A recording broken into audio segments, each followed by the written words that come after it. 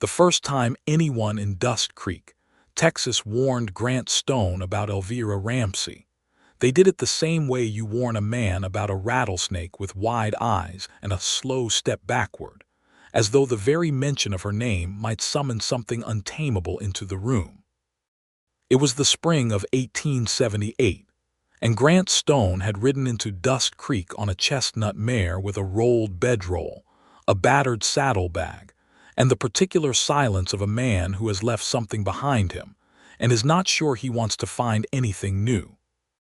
He was 31 years old, lean through the jaw and broad through the shoulder, with hands that bore the calluses of ranch work and eyes the color of creek water in late afternoon, not quite gray, not quite blue, but something honest in between.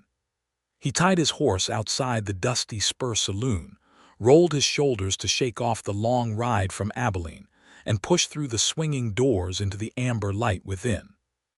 The barkeep, a round-faced man named Cecil Hobart who wore his suspenders like a badge of office, slid a whiskey down the bar without being asked, and squinted at Grant the way men in small towns always squint at strangers, calculating distance and danger in equal measure. "You passing through or settling?" Cecil asked. "Settling if there's work," Grant said. He wrapped his fingers around the glass. "I heard there was a ranch outside of town looking for a foreman, Ramsey Land." Cecil went very still. The two cowboys at the end of the bar turned their heads in perfect unison, like weather vanes catching the same wind. A man at a table near the window let his cards rest face down against the felt. "You heard about the Ramsey place," Cecil said, and it was not a question. "I heard they've had 3 foremen leave in the last year," Grant said. "I heard the wages are good and the land is better. I heard the cattle operation is sound." "All of that is true," Cecil allowed.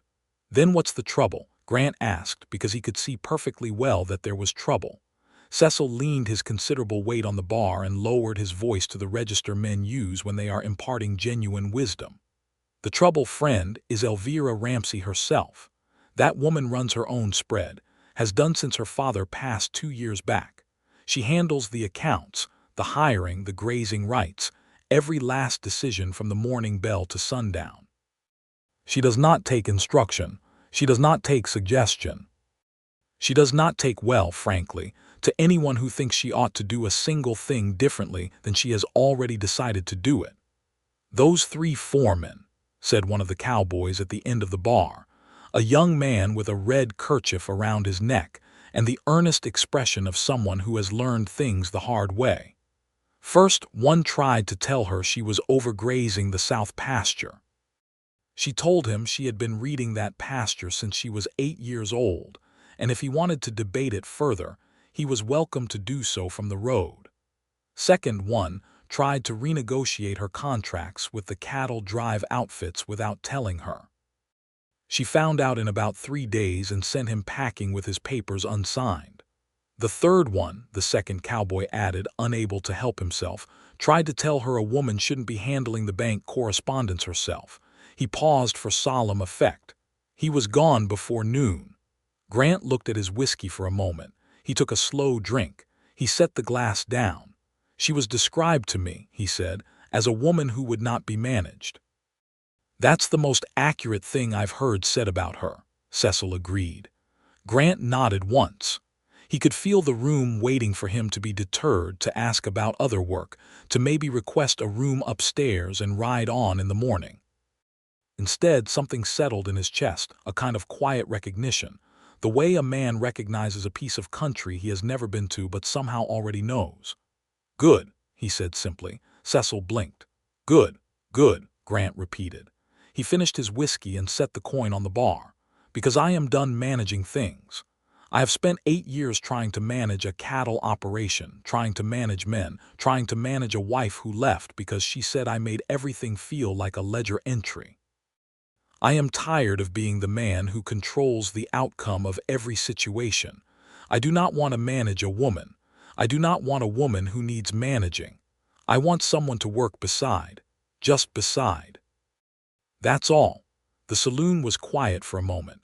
Cecil looked at the 2 cowboys. The 2 cowboys looked at each other. "Well," Cecil said finally, I suppose you ought to ride out to the Ramsey place in the morning then. Grant Stone picked up his hat and settled it on his head. I suppose I ought, he said. He rode out the following morning in a cool blue light that had not yet made up its mind whether to become day or remain the peaceful edge of night.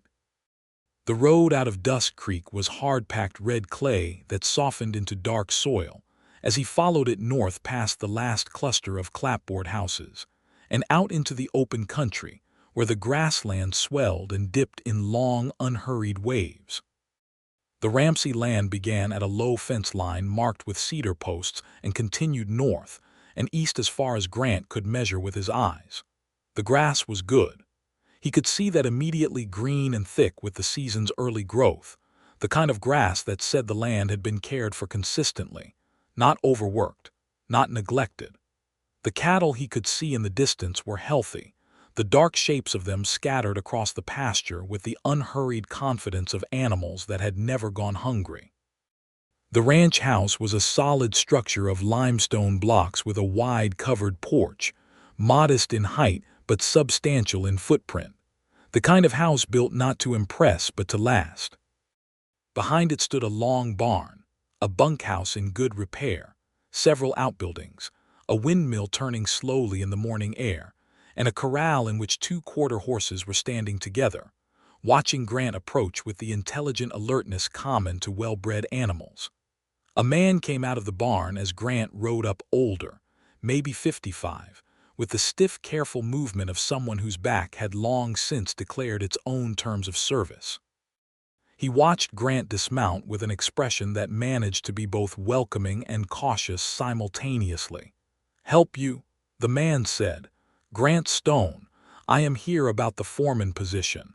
I would like to speak to Miss Ramsey if she is available."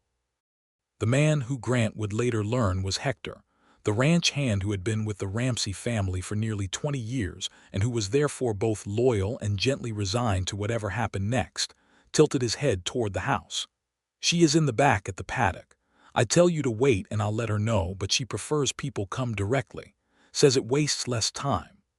Grant tied his horse to the post and walked around the side of the house, following the sound of hooves on packed earth. He came around the corner of the house and stopped. Elvira Ramsey was in the paddock working a young black horse on a long line, and she was doing it with the complete absorption of someone who has temporarily ceased to exist for the outside world. She was 28 years old, with dark hair pinned back practically under a wide-brimmed hat that she wore with no particular concern for appearance and every concern for function. She had her father's strong jaw and her mother's dark eyes, and she moved with an economy that Grant recognized as the movement of someone who has always had too much to do and has therefore never wasted a gesture in her life. She was dressed in practical working clothes, a dark skirt that stopped above the ankle, worn boots, a cotton blouse rolled to the elbows. There was a faint smear of something on her right wrist that might have been axle grease. She was watching the horse with complete focus, her body reading the animal's movement the way some people read a printed page. Grant stood at the paddock fence and waited. He did not call out to her. He did not clear his throat. He watched the horse, because it was worth watching. The animal was finding its balance, learning the feel of the line, and she was teaching it with very little effort, mostly with the direction of her body and the occasional flick of the long whip that she did not so much snap as suggest with. After perhaps 3 minutes, she brought the horse to a halt, stroked its nose once, and turned to face the fence. She looked at Grant with the expression of someone who has been interrupted before, but has decided to see what the interruption is worth. "Grant Stone," he said before she could ask, "I am here about the foreman position. I have 8 years of experience managing a cattle operation in Kansas. I understand grazing rotation and herd health. I know cattle drives. I have handled bank correspondence and contract negotiations, and I am comfortable doing all of that or none of it, depending on what you need." She walked toward the fence at an unhurried pace. She stopped 3 feet away and looked at him with those dark eyes that had a quality he would spend a long time trying to name before eventually settling on the word measuring, 3 men have left this position in the past year, she said. I heard that. Did you hear why? 3 different versions, he said, but the same root in all of them. Which was that they came here expecting to run your ranch, he said, and found that you were already doing that. Something shifted slightly in her expression. Not warmth, not yet, but a kind of recalibration, as though she had been expecting a different answer. That is an accurate summary, she said. So tell me, Mr. Stone, why you would want a position on a ranch that you are not going to run. Grant looked out at the pasture for a moment, at the good grass and the healthy cattle and the windmill turning in the morning air. Then he looked back at her. Because it is a good operation, he said, and I can contribute something real to it, because I have skills that are useful. Because I have no interest in being in charge of something that is already being well looked after, and because, he added with a directness that surprised even him slightly, I spent most of my working life trying to control outcomes, and I am fairly certain it cost me more than it gave me. I would like to try working somewhere instead of managing somewhere. Elvira Ramsey studied him for a long moment. The black horse behind her came and put its nose against her shoulder, and she reached back and pushed it gently away without looking at it. The gesture of a woman so comfortable in the company of horses they had become something like furniture. What happened with your last position? She asked. I ran a small cattle operation in Abilene for a family named Breck. They sold the land this past winter. I had the option to stay on with the new owners, but they wanted a man who would reinvent everything from the ground up, and I did not think everything needed reinventing, so I did not stay. And before that, my own land, he said, and something brief and controlled moved across his face, there and gone like a shadow. My wife and I had 80 acres southeast of Wichita. We sold when she left. She left, Elvira said. It was not intrusive, it was simply a confirmation. She left, he said. I was not a man who was easy to live beside. I was a man who was easy to be managed by, which is not the same thing and took me considerable time to understand. She was quiet for another moment. She looked at his hands, the calluses, the evidence of work, and then at his horse, which was a good horse, well cared for, its coat clean and its tack in good repair, the kind of animal that tells you something about the person who keeps it. I will give you a trial period of 30 days, she said. The wages are $14 a month plus board. You will share responsibilities with Hector, who knows this land better than anyone alive. You will make no decisions affecting the herd, the contracts, or the accounts without consulting me first, not because I assume you will be wrong, but because this is how I operate. That is reasonable, Grant said. There is nothing reasonable about it to most men, she said. Then most men are foolish, he said simply. She looked at him for a moment longer, and he could see something behind the measuring quality in her eyes, not quite curiosity, but something adjacent to it. The particular attention of a person who has been expecting the worst and found something unexpected instead. Hector will show you to the bunkhouse, she said, and she turned back to her horse. Grant walked back around the house, and if he was smiling, he made certain nobody could see it. The first weeks on the Ramsey ranch were honest, straightforward working days, and Grant Stone fell into them, the way a man falls into a river he did not know he was thirsty for. He rose before light, worked through the heat of the afternoon, and spent the evenings either mending tack or sitting on the bunkhouse step, while the sky put on its nightly performance of color above the Texas plateau. Hector proved to be exactly the kind of man Grant had hoped he would be: steady, knowledgeable, and so deeply uninterested in competition that the two of them found a working rhythm within the first week, without any discussion of how that ought to look. Hector knew the land and the cattle. Grant had knowledge that reached slightly further into logistics and drive management.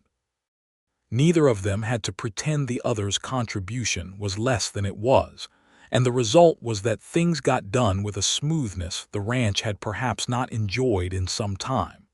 Elvira watched this from a distance. She was always present, riding fence lines in the early morning, checking on the cattle rotation in the afternoon, reviewing the account books in the evenings by lamplight that Grant would sometimes see through the house window as he walked back from the barn. She worked with the total commitment of someone who has made the work a form of love, and Grant found himself developing an appreciation for it that was separate from, and yet deeply connected to the appreciation he was beginning to develop for her. Their exchanges in those first weeks were efficient and professional.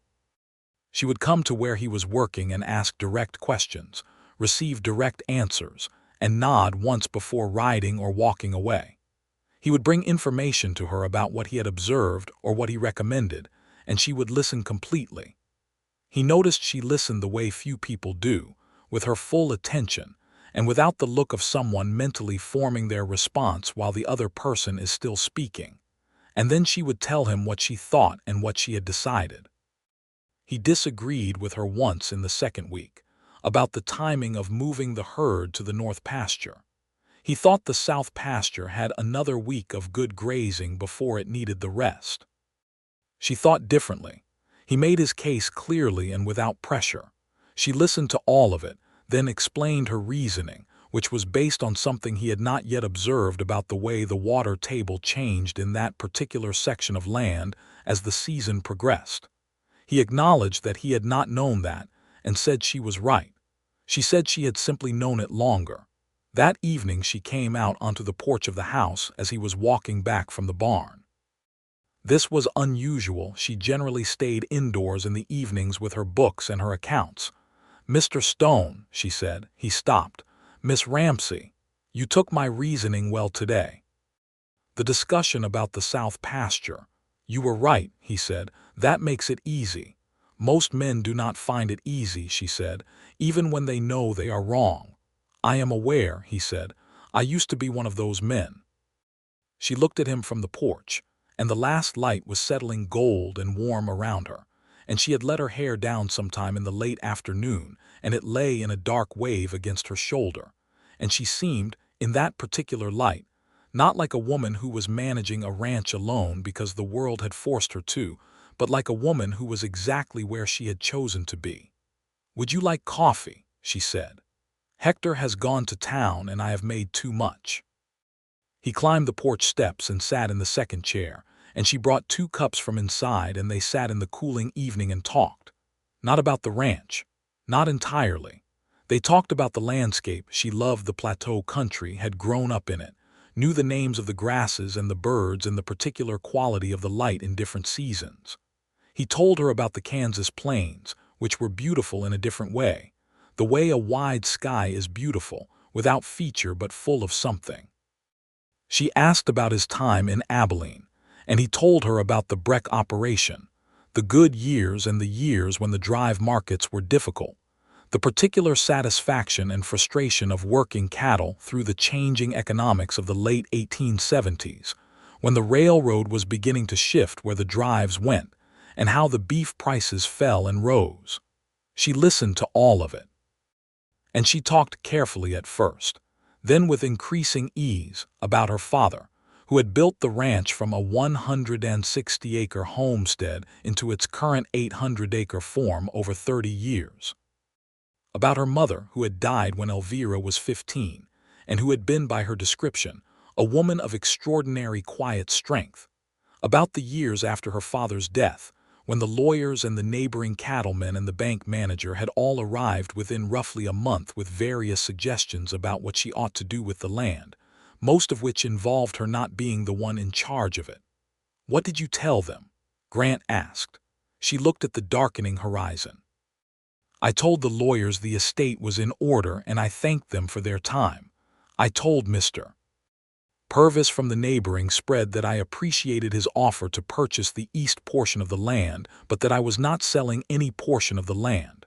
I told the bank manager that I would be handling my father's accounts myself, and that he would find my correspondence as clear and reliable as my father's.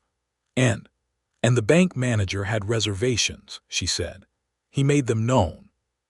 Twice by letter and once in person, when he came out here with a partner of his and suggested very strongly that a woman managing this level of assets was, and I am quoting him accurately, inadvisable." "What happened?" The corner of her mouth moved. Not quite a smile, but related to one. I showed him the accounts, she said. Every entry for the previous 2 years, balanced to the penny, with a return on the cattle operation of 12% above the year prior. He had very little to say after that. Grant laughed, a genuine, low laugh that he had not produced in some time, and was faintly surprised to hear come out of himself. She glanced at him sideways, and something in her expression shifted a fraction more toward warmth. They sat until the stars came out, and then she said good night, and he walked back to the bunkhouse in the dark and lay on his bunk for a while, listening to the quiet of the Texas night before he slept. Over the following weeks, the evening coffee became a regular occurrence. Not every night, not structured, but often enough that it stopped feeling remarkable and started feeling like something both of them moved toward naturally at the end of the working day. They talked about everything. About books. She had a shelf of them in the house. Everything from practical guides to land management and veterinary care to novels, and a well-worn collection of Shakespeare that she had read. She told him, because her father believed a person ought to understand language well enough to know when someone was trying to use it against them. Grant had less reading behind him but was interested in her opinions, and found himself genuinely absorbed by the way she thought. He learned that she was funny in an understated way that required paying attention to catch. He learned that she was impatient with inefficiency, but genuinely patient with living things, both animal and human, in a way that suggested she understood something about the pace of growth that most people did not. He learned that she had a younger brother named Thomas who had gone to San Antonio to study law 2 years prior, and who wrote regularly, and that she missed him with a steady, undramatic ache that she rarely mentioned, but that surfaced occasionally in the way she folded his letters carefully before setting them aside. He told her things he had not told most people. About his father, who had been a hard man, not cruel, but made rigid by hard times and the Protestant conviction that softness was a failure. About the way he had learned to keep things controlled as a result, everything managed and ordered, because chaos had seemed the alternative.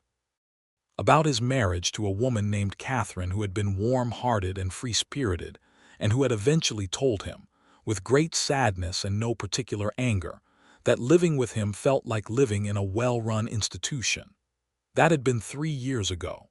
He did not say it to ask for her sympathy, and she did not offer it. What she offered instead was something better, which was the kind of frank acknowledgement that it must have been difficult to carry that knowledge. The 30-day trial period ended on a Tuesday. Elvira came out to where Grant was working the new fence line along the north pasture and said, without preamble, that she would like him to stay on if he was willing. "I am willing," he said. "I will add $1 to the monthly wages," she said. "That is not necessary," he said. "I did not say it was necessary," she said. "I said it was what I intended to do." He looked at her. She looked at him. The sun was full and warm on the grass around them, and there was a red-tailed hawk riding a thermal somewhere above, its shadow crossing the pasture in long, smooth sweeps. "Then I thank you," he said. She nodded once and rode back toward the house, and he watched her go with something in his chest that he recognized and chose not to examine too closely just yet. It was in the early June that the difficulty with the Aldridge outfit arrived, and Grant saw a different side of Elvira Ramsey, one that clarified something he had been only dimly aware of until then. The Aldridge family ran a larger spread to the south, 4,000 acres and ambitions to match. Orrin Aldridge, the patriarch, was a blunt-faced man in his late 50s, who had been acquiring land and water rights along the creek beds for 15 years, with the patient thoroughness of someone who understands that geography is power. He arrived at the Ramsey Ranch on a Wednesday morning with 2 of his men and the particular kind of courtesy that is deployed as a weapon, all hats off and careful politeness with something beneath it hard as iron. Grant was working in the barn when they rode up. He came to the barn door and stood in the shadow. Elvira met them in the yard. She had her hat on and her arms loose at her sides, and she looked exactly like what she was, which was a woman who owned everything she was standing on. Aldridge explained his visit in comfortable, friendly terms. He had been thinking about the stretch of creek that ran along the eastern boundary of the Ramsey land, the stretch that watered both properties. He had always found their informal sharing of that water to be a pleasant neighborly arrangement, naturally, but now that the dry season was approaching and his herd had grown considerably, he was wondering if perhaps they might formalize something, a written agreement, with certain provisions for periods of drought. Elvira let him finish completely. "Mr. Aldridge," she said, "the creek water on the eastern boundary has been part of my family's land rights since 1849. I am happy to continue the neighborly practice of shared access as we have always had it, but I will not formalize an agreement that creates provisions for drought periods, because such provisions invariably favor the party whose herd is larger, which would be yours. If your herd has grown to the point that the creek access is insufficient, then the solution is in the management of your herd size, not in the renegotiation of my water rights." Aldridge's friendly expression did not change exactly, but something behind it cooled. "Miss Ramsey, with all respect, a formal agreement would benefit both parties. It would benefit one party," she said, "and that party is not mine.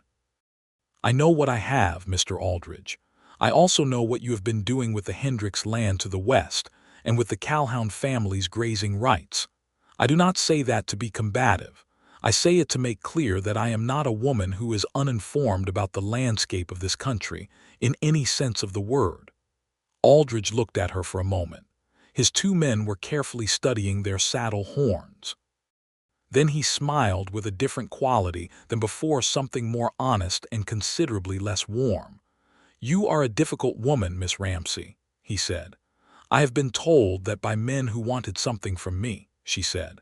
"I have generally found it to mean I said no effectively." Aldridge turned his horse and rode out with his men, and Grant stepped out of the barn shadow and crossed the yard toward her. "That will not be the last of it," he said. "No," she agreed.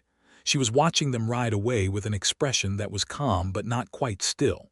"He will come back with a lawyer, or he will try to make a case at the county seat about the water rights. I have all of my father's original documents." She looked at Grant.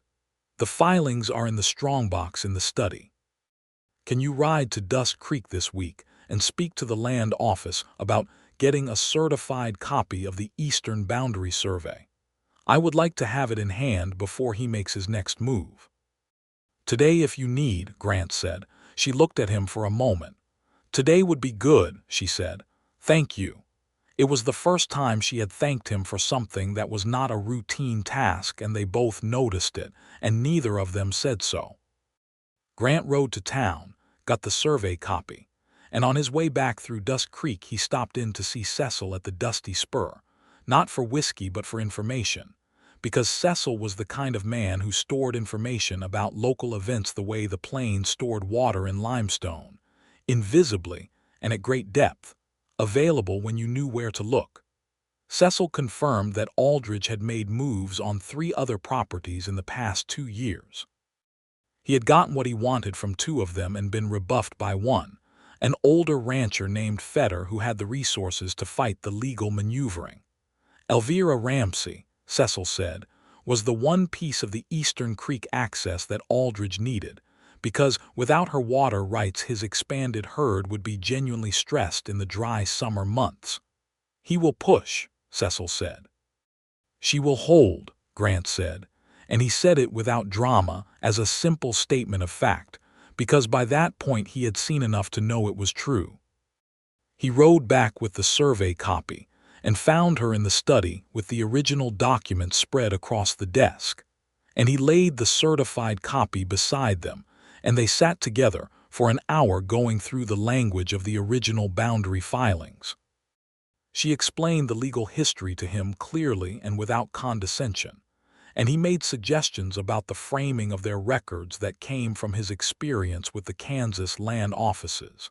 And by the end of it, they had a well-organized file of documentation that would withstand scrutiny. At some point during that hour, without either of them marking it, they had moved from sitting across the desk from one another to sitting on the same side of it, both leaning over the documents, and their shoulders were perhaps 4 inches apart, and neither of them moved away. When they finished, she gathered the papers into the file and put it in the strongbox and locked it, and then she turned and found him still sitting there, and for a moment neither of them spoke. "You have been here nearly 2 months," she said. "Yes," he said. "You are the first person in this house since my father died who has sat at this desk without making me feel that I ought to justify being at it," she said. He looked at her quietly. The lamplight was doing something particular to the room, turning the limestone walls to amber, softening the spare efficiency of the space into something almost gentle. "You do not need to justify anything to me," he said. She held his gaze for a moment.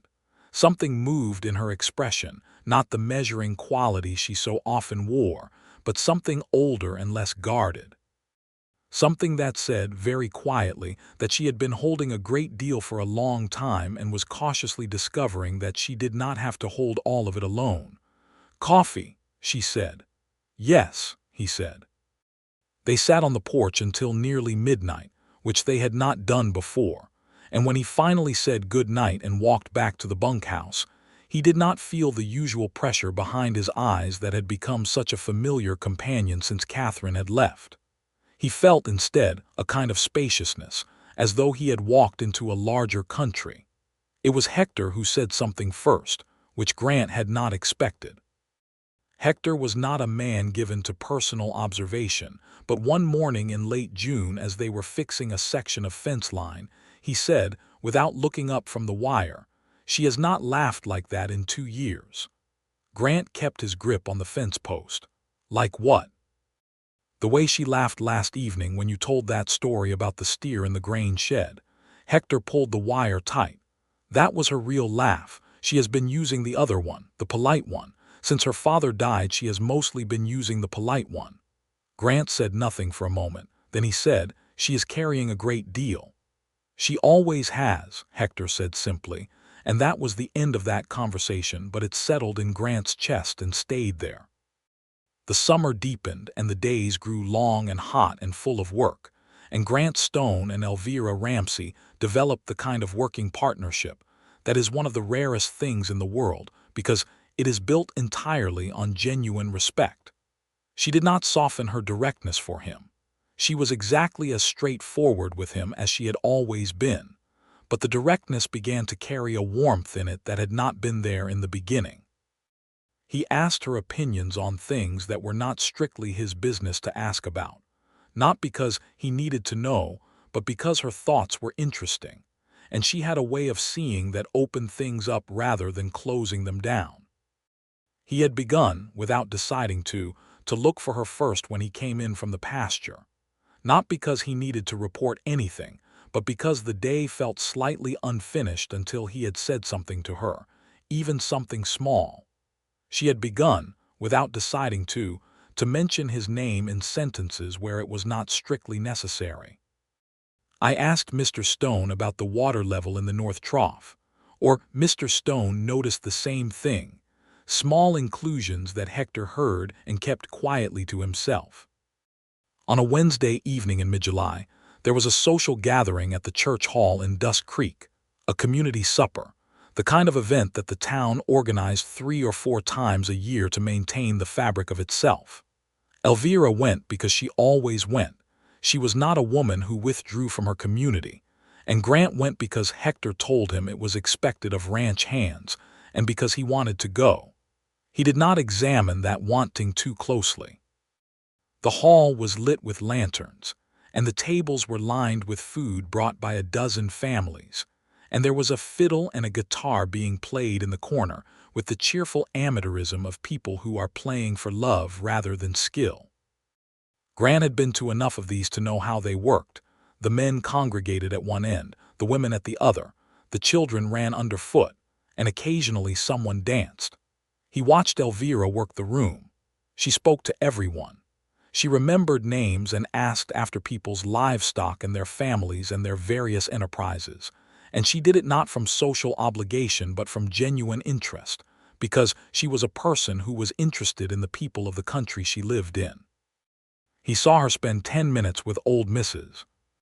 Fripp, who had been a friend of her mother's, and then another 10 with the young Navarro family who had arrived the previous year from South Texas and were still finding their footing. She brought food to the Navarro children and crouched down to their level to talk to them, and the children were immediately at ease with her, because children know. Grant had been talking to a rancher named Dawes about grazing rights and the coming season, but he was watching her, and he was aware he was watching her, and he did not stop. The fiddle struck up something livelier, and several couples moved to the cleared section of floor. A young man from the south end of the valley, maybe 23 and confident in the way young men are when they have not yet been substantially wrong about anything, appeared at Elvira's elbow and asked her to dance. She declined pleasantly. He pressed, also pleasantly, and Grant could see from across the room the precise quality of her smile, the polite one Hector had described, the one that said she was being courteous but nothing more. The young man tried a third time with the persistence of his age. Grant set down his coffee and crossed the room. He did it without urgency, and he did not do it to rescue her. She was perfectly capable of handling a persistent young man, but he did it because he wanted to, which was a different and more honest thing.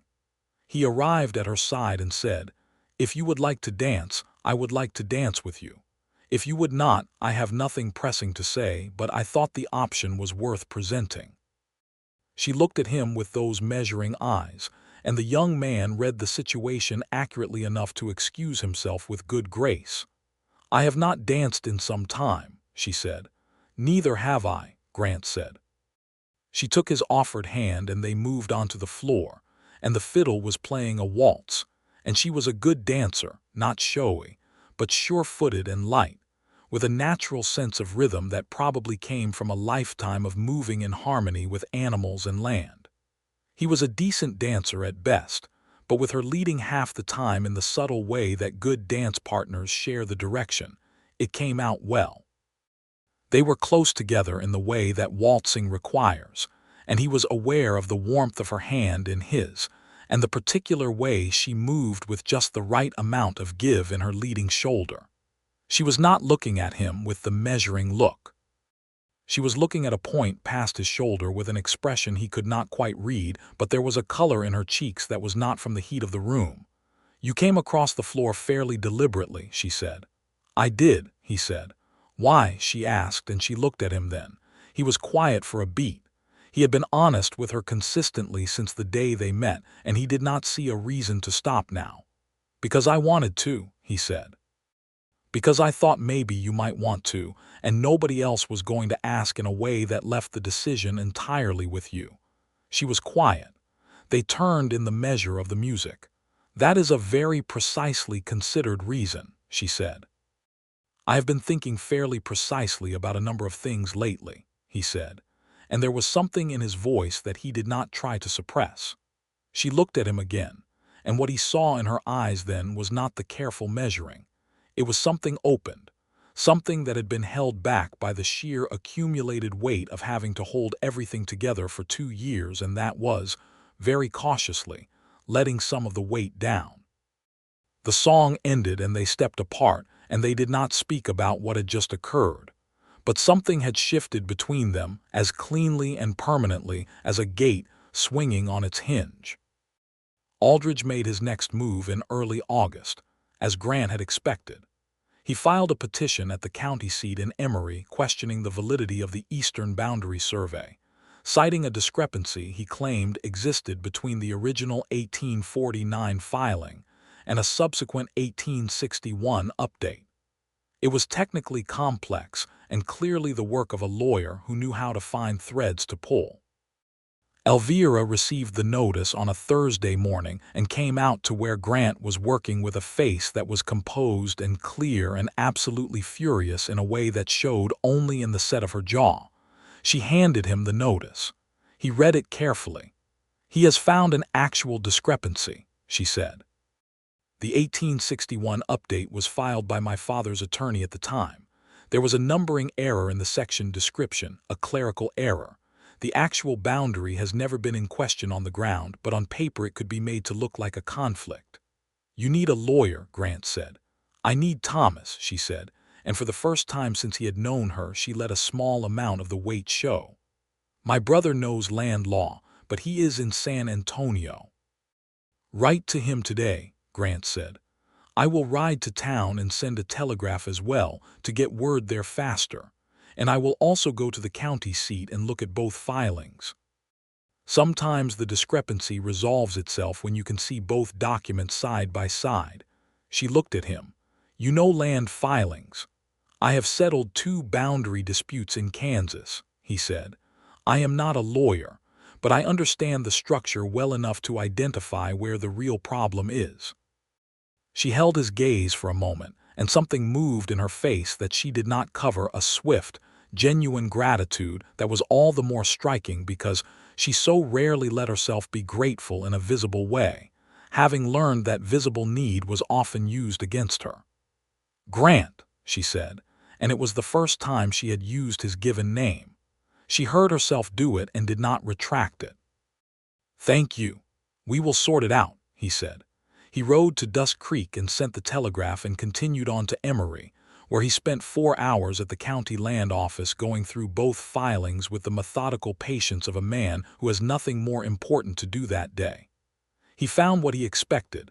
The 1861 clerical error was in a parcel number, not in the meets and bounds description, which was accurate in both filings. The error was real, but it was superficial. It did not change the actual boundary. With the right legal framing, it could be shown to be an administrative inconsistency with no bearing on the true extent of the land. He rode home with copies of both documents and a clear outline of the argument, and he found Elvira on the porch with a letter half-written to her brother in her lap, and the expression of someone who has been sitting with a problem so long they can no longer see around it. He sat down beside her and spread the copies on the porch rail and walked her through what he had found. She listened with total attention, and he could see the moment it clicked for her, the way her expression changed from tight focus to a kind of clear-eyed relief. "He does not have a case," she said. "He has an argument," Grant said, "but not a case. Your brother should still come, or you should hire local counsel to file the response. It needs to be done properly." "Thomas will come," she said. "I know him." Thomas Ramsey arrived 12 days later on the stage from San Antonio, and he was 25 years old and had his sister's dark eyes and a law clerk's careful way of speaking and the easy warmth of someone who had not been required to carry the full weight of a property alone for 2 years. He embraced Elvira in the yard and shook Grant's hand with genuine appreciation. "She wrote about you," he said to Grant. "Said you were the first man she had hired who did not make her feel like a problem to be solved." Grant said nothing to this, but he was quietly glad to hear it. Thomas spent 3 days reviewing the documents. He agreed completely with Grant's analysis and filed a response with the county that was, by all accounts, so thorough and precise that Aldridge's lawyer wrote back within a week dropping the petition. Aldridge himself did not come to the ranch again. He had found, apparently, that Elvira Ramsey was not a seam in the land he could work open. Thomas stayed for 2 weeks. He and Grant got along well, which mattered to Grant more than he readily admitted to himself. They worked together one afternoon fixing the South Corral while Elvira was in town, and Thomas said with the directness of someone who has grown up watching his sister navigate the world, "She trusts you. That is not a small thing." "I know," Grant said. "She has not trusted many people," Thomas said. "She learned not to in these last 2 years. Men would smile at her and want the land. Women in town were sometimes kind and sometimes pitying, and she cannot stand pity." He drove a nail cleanly and looked at Grant. "She is not easy to know." "She is," Grant said simply. "Once you understand that the directness is not armor, it is just how she is."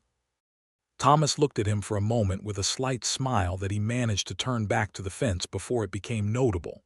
When Thomas left, he embraced his sister for a long time in the yard and shook Grant's hand again and said to Grant, quietly enough that Elvira was still a few steps away, "Look after her. Not because she needs it, she does not, but because she deserves someone who wants to.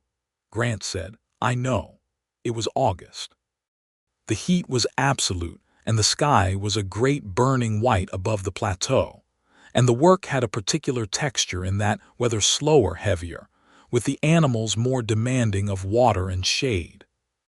Grant and Elvira rode the fence lines together in the early mornings when it was still bearable, and those rides became a part of the day that he moved toward with something he could only describe as anticipation.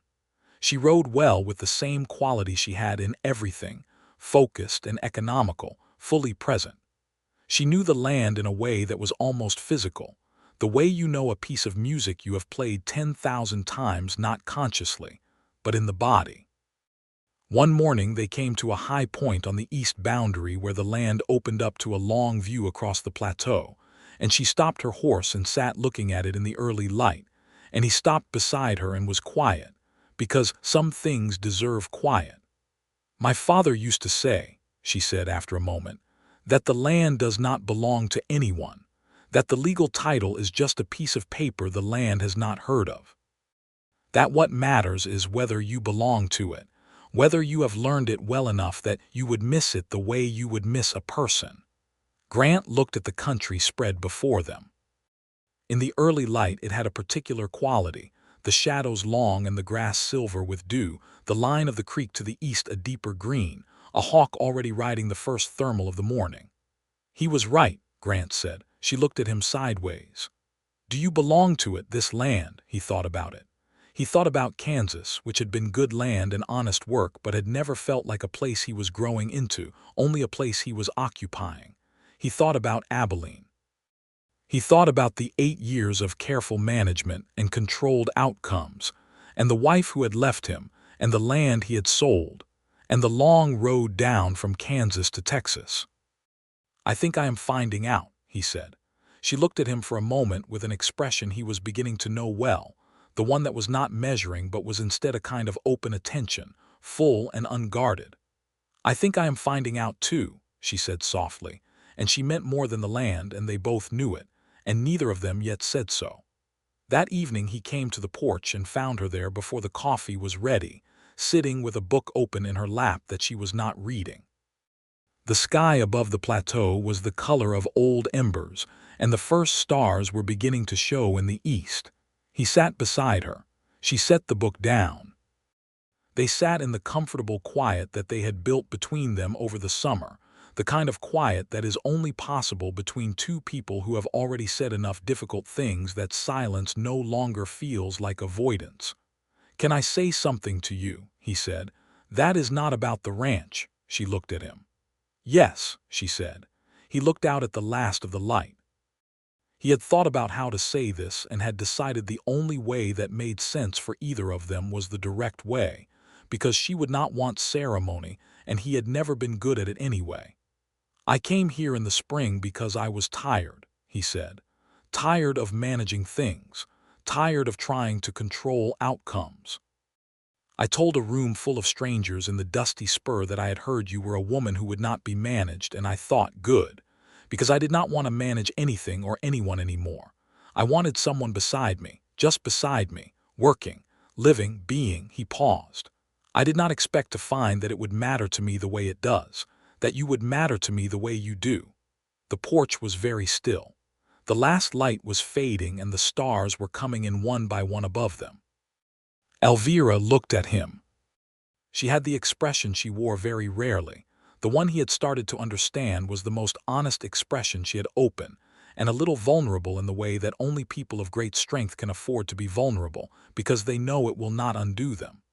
I have spent 2 years, she said carefully, not letting things matter too much, because when things matter too much and you are alone, the weight of it is harder to carry. She paused. I have been carrying a great deal. I know, he said. You do not try to take it from me, she said. You do not try to manage it. You just stand beside it with me. She looked at her hands for a moment. I did not know how much I needed that until you were here doing it. The air between them had the particular quality of a moment that is making itself permanent even as it happens. Elvira, he said, and her name in his voice sounded different than it did anywhere else, careful and warm and full of a recognition that was almost aching. "Grant," she said. And then there was nothing to do but what they did, which was close the distance between them. And when he kissed her, it was the way the long light of the summer evening settles into the earth, fully and quietly, and with every intention of staying. She kissed him back with the same whole attention she gave to everything, and her hand came up against his jaw, and they were on a porch in Texas in August in 1878, and the stars were arriving one by one overhead, and it was one of those moments that is so completely itself there is nothing to add to it. When they separated, she was still close to him, and she looked at him in the dark with those dark eyes, and she said, very quietly, "I have not let anyone close in a long time." "I know," he said. "I will not make you regret it." She looked at him for a moment more. Then she said, "I believe you." And it was the most significant thing she had said to him yet, because Elvira Ramsey did not believe things she had not tested, and she had been testing this man since the first morning he stood at her paddock fence. He believed her belief, which was its own quiet miracle. In the days that followed, there was no great declaration or ceremony about what had changed between them, and that was right for both of them. What changed was small and daily, and intimate in the way that daily things between two people who are falling in love always are. The way she looked for him in the mornings, the way his hand would rest briefly on her shoulder when he came to look at the accounts over her desk, the way they talked in the evenings with a new ease, the extra warmth in her voice when she said his name. Hector noticed. He said nothing, but he whistled slightly more often while he worked, which was the only external expression Grant had yet seen Hector produce in response to a matter of the heart. The community of Dust Creek noticed as well, with the fine-grained attention that small communities give to the affairs of their own. There was talk, of course. There is always talk. Some of it was benign and curious. Some of it was the particular kind of talk that springs up around women who have been managing themselves without a man, and that assumes such a woman must now be stepping back to a more appropriate arrangement. Elvira was aware of this talk. She heard it once directly, from a woman at the dry goods store in town who said with well-meaning intention that it must be a relief to have a capable man on the ranch now to take some of the burden off her. Grant was with her when she heard it, and he watched Elvira look at the woman with a patience that was the most effortful kind, the kind that chooses not to waste itself on a misunderstanding. "Mr. Stone is a very capable man," Elvira said pleasantly. "I am fortunate to have him as part of the operation, as I was fortunate to have my father before him and Hector before that. The ranch has always been built on capable people working together." She smiled. "The burden, as you put it, has always been mine. I have not minded it." She purchased her goods and walked out, and Grant followed, and in the street she exhaled once and her jaw unclenched, and she said, to the sky rather than to him, "I do not want to justify myself to people who have already decided what I am." "Then do not," he said. "Easier said," she said. "Yes," he said. "But you know who you are, you have always known. Everything else is just noise." She looked at him sideways on the boardwalk, and the look she gave him was the kind of look that does not need words but contains something in the range of "you see me, and I am grateful for it." And he received it with the same quiet completeness with which he received everything she gave. They rode home together in the late afternoon, and the land was golden and wide, and she rode beside him and talked about the fall cattle schedule and the contracts she was planning to finalize before the drives. And he listened and offered thoughts, and they worked it out together on horseback the way they worked out most things, not as employer and employee any longer, though the formal structure of that still stood, but as two people who had arrived at the same place from different directions and discovered it suited them both. September came and the heat broke, and the country turned from its summer bleached-out gold to the deeper tones of fall, the grass going amber and the sky dropping to a clearer and more serious blue. The cattle were in excellent condition. The range was healthy. The contracts Elvira had negotiated for the fall drive were the best terms the ranch had seen in 3 years, a fact she had managed by the simple and effective technique of knowing exactly what the market was bearing and refusing to accept less. On a Saturday evening in late September, with the air cool enough for the first time in months that a fire in the house made sense, Elvira and Grant sat in the front room of the ranch house, with the accounts across the desk and the fire going in the limestone hearth, and she was checking the final numbers of the season's books. He was not helping, it was her work and she did not need help with it. But he was there, reading one of the books from her shelf, a novel she had recommended on the grounds that it had things to say about stubbornness and love that she thought he might find instructive. She totaled the final column and set down her pen and leaned back in the chair and said, "Good year." "How good?" he asked without looking up from the book. 12% above last year, she said, and there was a satisfaction in her voice so pure it was almost music. He lowered the book. "That is exceptional." "It is," she said simply, and she allowed herself a moment of it, the clean and honest pleasure of work well done. Then she looked at him, sitting in the chair across from her desk in the firelight, the book in his hands, his long, comfortable presence in the room that she had grown so accustomed to over the summer that the thought of it not being there produced a sensation she was not entirely ready to name but could no longer avoid naming. "Grant," she said. "Yes," he said, and put down the book. She was quiet for a moment.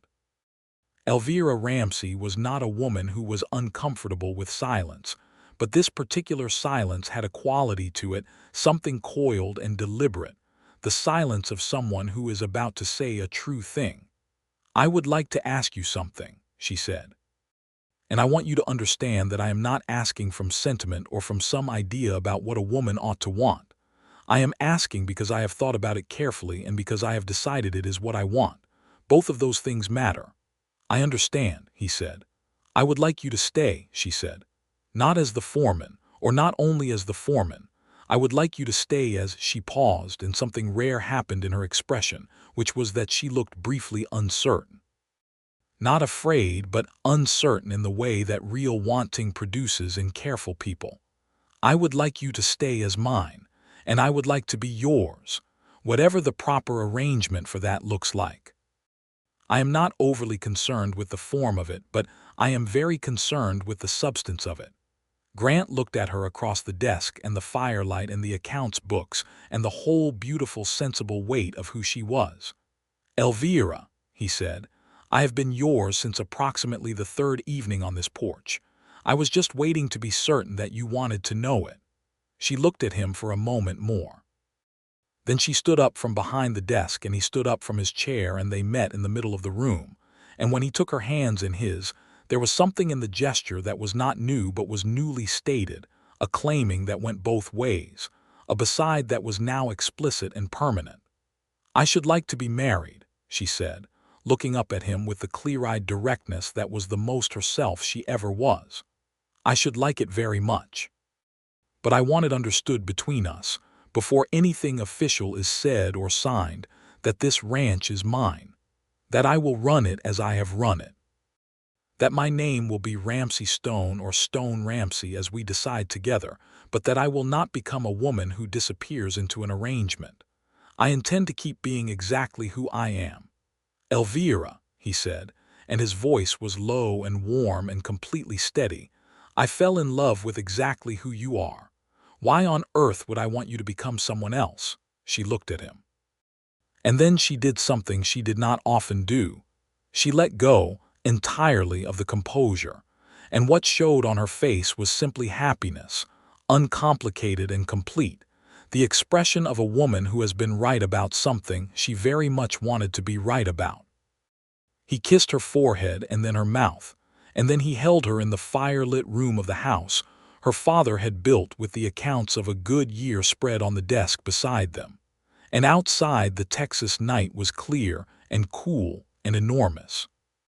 They were married on the second Saturday of October 1878, at the small church in Dust Creek by the Reverend Elias Moore, who had married Elvira's parents 30 years prior, and who performed the ceremony with the particular emotion of someone who has known both families long enough to feel the rightness of the occasion in his bones. Thomas came from San Antonio for the wedding and stood at Elvira's side throughout, and Hector stood beside Grant, somewhat formally, but with a brightness in his weathered face that nobody who knew him would mistake. The community came. The town turned out in the way small western towns do for occasions that matter to them, with the women in their best dresses and the men with their hair combed, and the children underfoot, and the tables outside the church afterward loaded with food. Cecil Hobart from the Dusty Spur was there, and he told anyone who would listen that he had known from the moment Grant Stone sat at his bar and said good, that something important was going to happen. Elvira wore her mother's dress, altered to fit her, a cream-colored wool that her mother had worn to marry Walter Ramsey 30 years before. Grant wore a dark suit he had ridden to Emory to purchase, and that fit him well. When the Reverend Moore said what he was required to say about the joining of two people, Elvira looked at Grant with those direct dark eyes and said her vows in a clear voice that did not shake, and he said his with the same steadiness. And when the Reverend said it was done and they were married, she put her hand in his and held it the way she held it when they were dancing, with that right amount of give that said she was not clinging but she was choosing to be there, fully, and of her own will. The celebration lasted through the afternoon and into the evening, with the fiddle and the guitar that had played at the summer social now, supplemented by a second fiddler who drove in from 3 miles out. People danced on the grass outside the church and ate and talked and laughed. Grant danced with Elvira 3 times and with old Mrs. Fripp once, who said to him with great certainty that Walter Ramsey would have approved of him. Thomas danced with 2 of the young women from town, and charmed them both and stayed until dark before catching the late stage back toward San Antonio, embracing his sister for a long time in the road before he went. By the time the last guests had gone and they were alone in the wagon on the road back to the ranch, the stars were enormous overhead and the night was cool and she was beside him on the wagon seat, close enough that her shoulder was against his, and he had the reins in one hand and her hand in his other. "Well," she said. "Well," he agreed. They rode the familiar road home in the dark, and the ranch was quiet when they arrived, and the house, when he opened the door for her and she walked inside, felt different than it ever had, not because anything had changed in the arrangement of it, but because something had been added that was not furniture or floor plan, but was the quality of 2 lives being lived in the same space with full intention. The first winter of their marriage was the kind of season that settles a couple long evenings inside with the fire and the books and the account ledgers and the plans for the spring, the particular intimacy of shared cold and shared warmth. Grant learned the deeper rhythms of her, the way she could be absolutely still in the mornings before she had finished her first cup of coffee, the way she would sometimes pace the front room when she was working through a problem, talking half to herself in a low, continuous murmur that he found deeply endearing. She learned his the way he needed a half-hour of solitude after a long day of dealing with people before he was fully himself again, the way he made decisions slowly, but then held them absolutely, the way he woke early and could not go back to sleep but would lie very still so as not to wake her, which she thought was one of the most considerate things she had ever known anyone to do. They argued occasionally. Real arguments, the kind that come from 2 people who have strong views and the security to express them. Twice about cattle management. Once about a decision she had made about the spring contracts without consulting him, which she had done not out of disregard but out of old habit, and which they resolved by acknowledging the habit and the old reasons for it. The arguments were never about power. There was no power struggle between them because they had established from the first days of their acquaintance that power was not the point.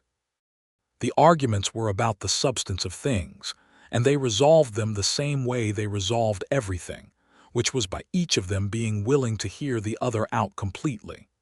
By spring of 1879, the ranch was operating better than it had in years. The addition of Grant's organizational work on the drive logistics had improved the efficiency of the fall sale significantly, and Elvira's management of the grazing rotation and the herd health had produced another year of cattle in exceptional condition. They were not wealthy, but they were sound, and soundness on a ranch in the late 1870s was its own form of wealth. In May of 1879, Elvira told him she was pregnant. She told him in the morning in the kitchen, with her coffee in her hand and the directness that was always and entirely herself. "I am going to have a child," she said. "Sometime around the turn of the year, I believe." Grant was at the table with his own coffee, and he set it down and looked at her with a fullness of feeling that occupied the entire chest cavity. "How are you?" he said first, because that was the right first thing. "Well," she said, "I feel well. I expect to continue working for as long as it is reasonable to do so, and I would like Hector to take on more of the physical work in the late fall." She paused. "Are you," and she looked at him with just a flicker of something that might have been, in a woman less secure than she was, anxiety, "are you glad?" "Elvira," he said, and he stood up and came to her and took her face in both hands. "I'm more glad than I have words for, and I have been working on my vocabulary since I met you." She laughed, the real laugh, the one Hector had described, and leaned her forehead against his chest, and he held her in the morning kitchen while outside the spring sun was coming up gold over the pasture, and the horses were beginning to move in the corral. Thomas came for Christmas that year, and he arrived just in time, because the child was born on the 28th of December, 1879, attended by the physician from Emory and the steady, capable presence of a local woman named Rosa Navarro, who had midwifed several dozen children into the world, and who moved through the ranch house on that cold December night with the authority of someone who has been the most important person in a room many times. It was a boy. He was born just after 2 in the morning into the cold and quiet of the year's last days, and he announced himself with a voice that suggested he had opinions about the arrangement and intended to make them known. They named him Walter after Elvira's father, and his middle name was James after Grant's grandfather, who had been, Grant said, the one person in his father's family with a sense of humor. Grant held Walter James Stone in the first gray light before dawn, in the chair beside the bed where Elvira lay with her hair loose and her face tired and more beautiful than he had ever seen it. And the baby was so completely new to the world that the world itself seemed briefly remade, the way the world always seems briefly remade when there is new life in it, as though it has remembered something important about itself. "He is perfect," Grant said. "He is very loud," Elvira said, and there was such enormous love in her voice when she said it. Thomas, who had been banished to the front room for the duration and had spent the night in a state of barely managed anxiety, was allowed in at first light. He looked at his nephew for a long time and then at his sister and said, with more raw feeling than he usually permitted himself, "Mama would have loved this." "She would have," Elvira said, and her voice was full but steady, because she was full but steady, which was how she was. Hector saw the baby later that morning and stood holding him for a few minutes with the careful solemnity of a man who is deeply moved and has no vocabulary for it, and then handed him back to Grant and went out to the barn, and everyone allowed him his privacy. Walter Ramsey Stone was a vigorous and demanding baby who grew into a curious and energetic toddler, and then a child with his mother's dark eyes and his father's steadiness, and the particular quality of both of them that could be called, across the full range of its expression, a refusal to accept anything less than the full truth of things. In the years that followed, the ranch grew. Not dramatically. This was not a story of speculation and expansion, but of the steady, patient building that comes from working land honestly over time. They added another 160 acres to the east in 1881, a small parcel that had come available when the Hendricks family moved on, and this gave them the full western bank of the creek and resolved any lingering question about the water rights that Aldridge had once tried to complicate. Aldridge himself had sold a portion of his own operation by then and retreated to a smaller enterprise closer to town. The ambitions of 1878 had run into several years of difficult cattle markets and had contracted accordingly. Thomas came to visit every year, sometimes twice.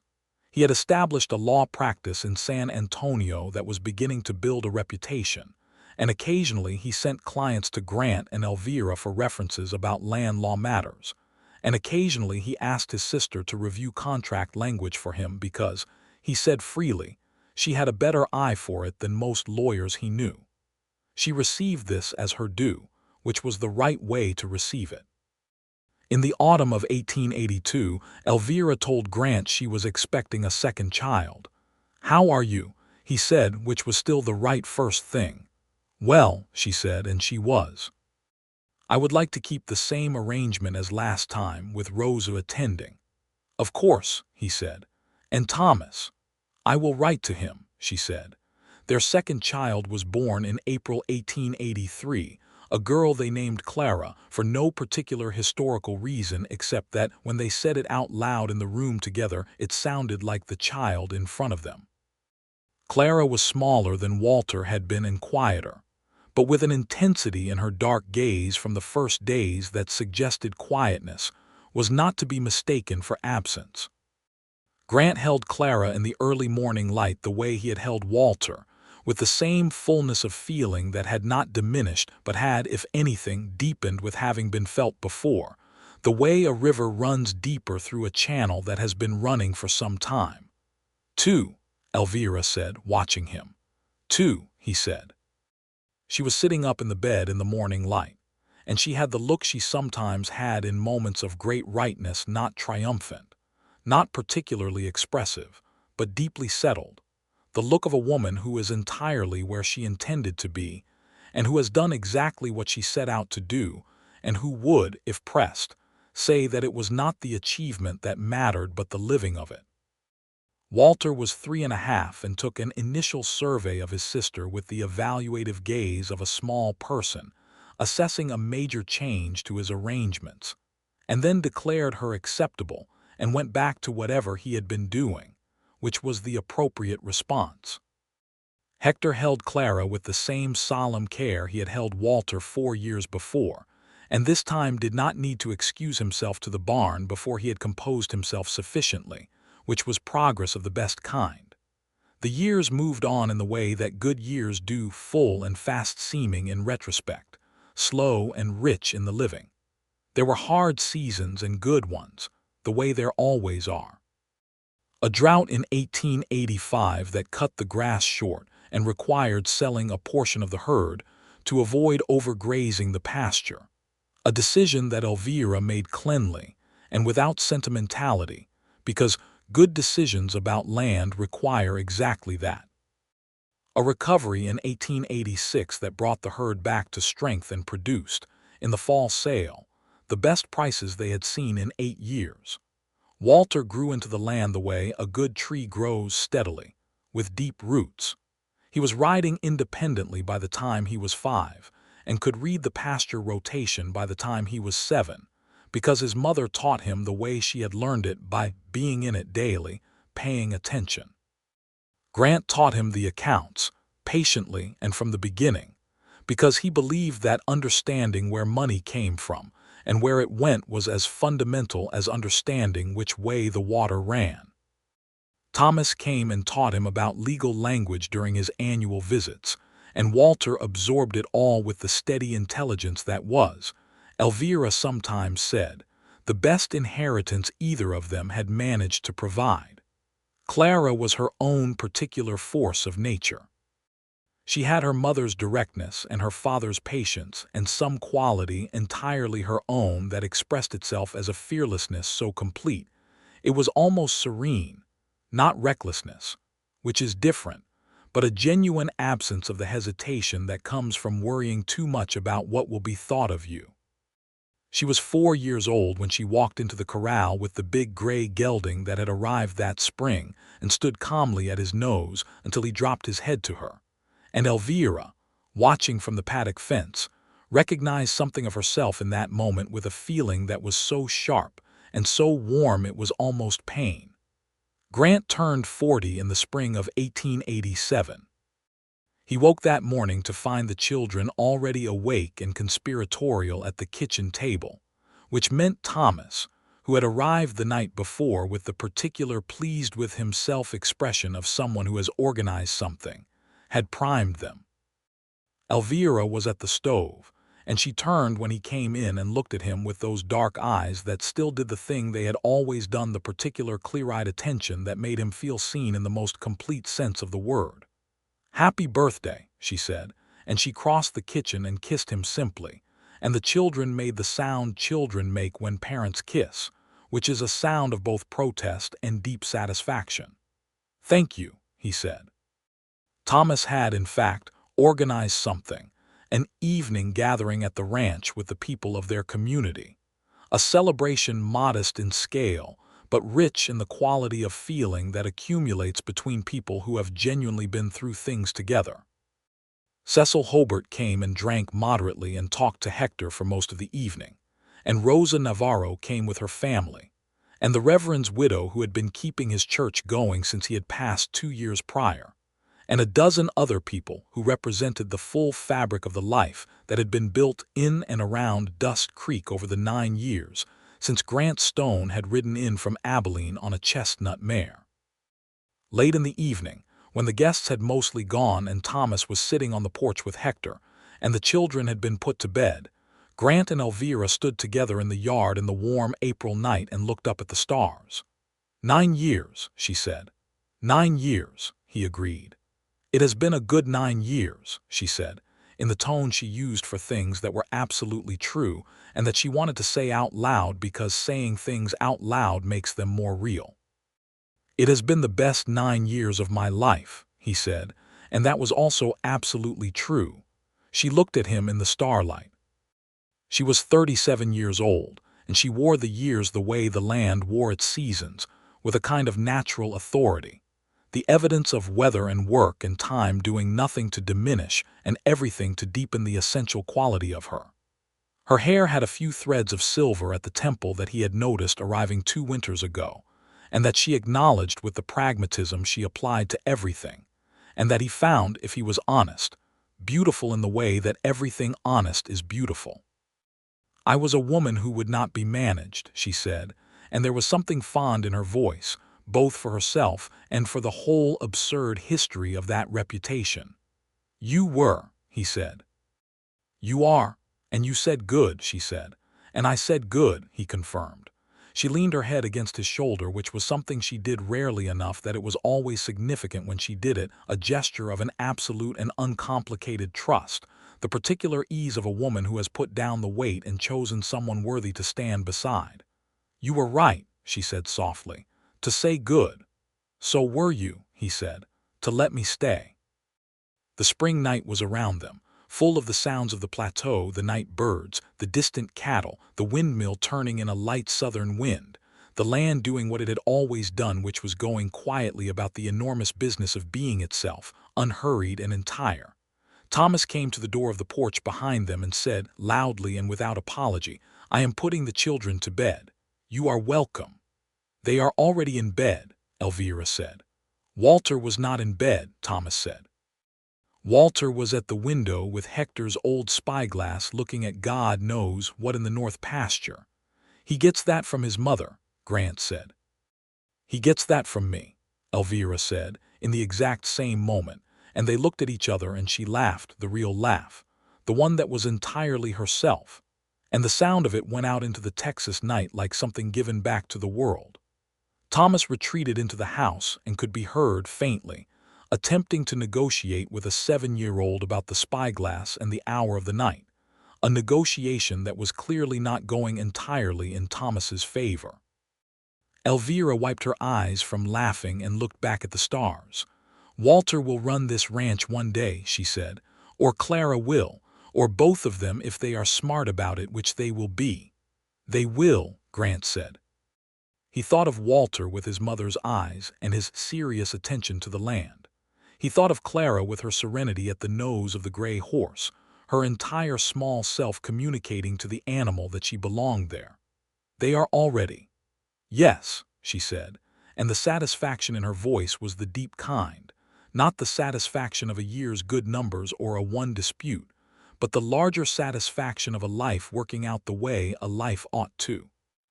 They stood together in the yard of the ranch that her father had built and that she had kept, and that they had made into something larger than either of them had built alone. And the stars went on overhead in their ancient and indifferent beauty, and the land lay around them in the dark, and the windmill turned. Grant Stone, who had ridden into Dust Creek, Texas in the spring of 1878, tired of managing things and asking for nothing more than someone to stand beside, stood in the spring of 1887 beside the most complete and remarkable person he had ever known, on land that had become his in the way that land becomes yours, not through title alone but through belonging, through the 10,000 mornings of working it and knowing it and caring for it together. And Elvira Ramsey Stone, who had been described by every careful man in a 30-mile radius as a woman who would not be managed, stood beside him with her shoulder against his arm and her eyes on the stars and the whole of her life around her. The ranch and the children and the man and the land entirely as she had built it, exactly as she had intended, nothing given away and nothing diminished, herself in every particular, and beside someone who had never once wanted it any other way. "Come inside," she said. "Yes," he said. And they went inside, and the door closed, and the lamp burned in the window, and the land went on in its old patient way, and the stars went on in theirs. And in the ranch house on the Texas plateau the life they had built together was entirely itself, complete and warm and fully present and resolved, with nothing left unspoken and nothing left unfinished, and all the long lovely rest of it still ahead.